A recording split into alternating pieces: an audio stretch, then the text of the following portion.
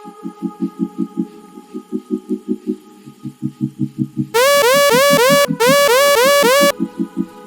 guys, welcome back to my channel.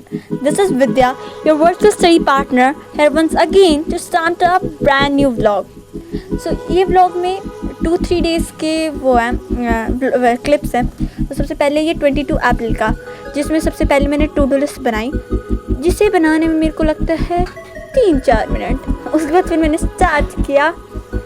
मैंने physics का जो होमवर्क था उसे करने की कुछ ट्राई किया और थोड़े मतलब पीछे से देख के ट्राई करी थी कि हो जाएगा आंसर. फिर वो कंप्लीट हुआ और फिर मैंने स्टार्ट किया आगे फिज़िक्स के बुक में से रीडिंग, जो हमारी मैम ने सिग्निफिकेंट फिगर्स रीड करने दिया था.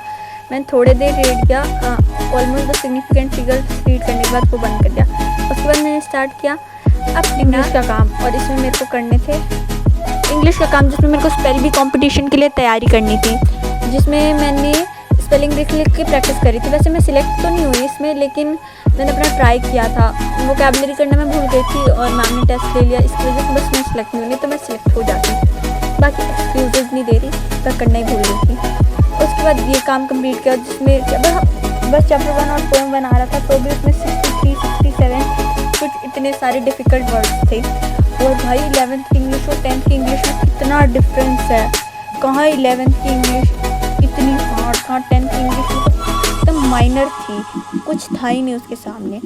उसके बाद फिर मैंने एक बार बुक में से थॉरो रीडिंग करी कि एक बार रिवाइज कर लिया. और फिर ये देख लो आप बाहर का नज़ारा. उसके बाद फिर मैंने स्टार्ट किया.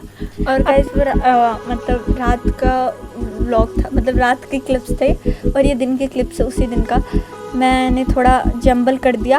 और फिर मैंने स्टार्टिंग में फ़िज़िक्स के जितने भी न्यूमेरिकल्स हमने करवाए थे सारे प्रैक्टिस करे थे, क्योंकि हमारा होने वाला था टेस्ट. इसलिए मैं न्यूमेरिकल्स रिवाइज़ कर रही थी, क्योंकि और न्यूमेरिकल्स होते भी नहीं है ना मेरे से इतने अच्छे से. न्यूमेरिकल्स रिवाइज़ कर रही थी ताकि फिज़िक्स थोड़ी स्ट्रॉन्ग हो जाए, क्योंकि केमिस्ट्री तो भाई सर के ऊपर से ही जा रही है अभी तक. वैसे मैम ने बोला क्वेश्चंस प्रैक्टिस करने के लिए, तो अभी मैंने थोड़े क्वेश्चंस लगाए हैं, इसकी वजह से केमिस्ट्री ईजी बन रही है. और ये मैंने ऑलमोस्ट 15 मिनट्स तक पढ़ा.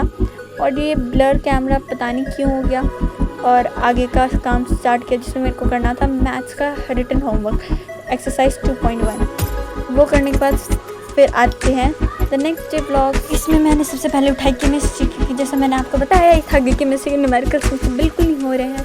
और ये बात मम्मी को रिवील करने के बाद मम्मी ने मेरे को फिर पोस्ट डाल दिया कि केमिस्ट्री के न्यूमेरिकल्स सारे सब्जेक्ट से ज़्यादा, अगर सारे सब्जेक्ट को आधा घंटा दे रही हूँ तो केमिस्ट्री को 1 घंटा देना है. इसके बाद फिर मैंने केमिस्ट्री के न्यूमेरिकल, जैसे मैम ने होमवर्क भी दिया था कि सारे क्वेश्चंस प्रैक्टिस करने थे, लेकिन मैंने बस 2 क्वेश्चन की प्रैक्टिस किए, 2 बोले 32 में से बस 10 क्वेश्चन की प्रैक्टिस किए थे. और उसमें मेरे को 45 मिनट और 45 मिनट्स लगा था.